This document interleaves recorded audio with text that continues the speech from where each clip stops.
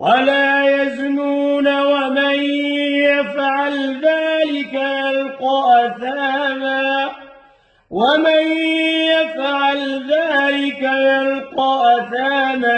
يضاعف له العذاب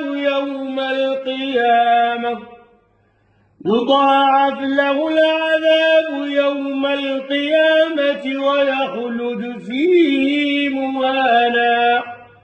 ثم فتح لهم باب التوبة ويخلد إلا من تاب وآمن وعمل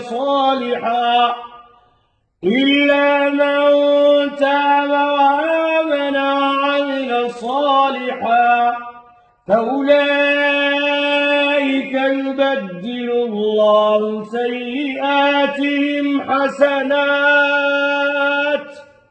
وكان الله غفورا رحيما.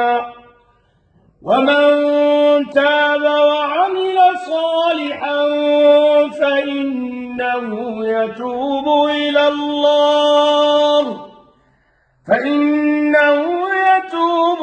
الله متابا.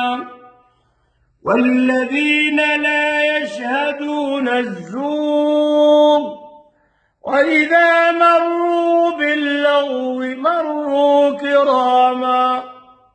والذين إذا ذكروا بآيات ربهم لم يخروا عليها صما وعميانا.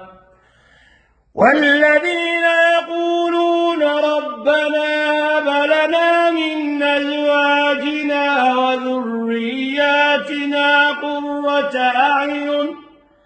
قرة أعين واجعلنا للمتقين إماما. أولئك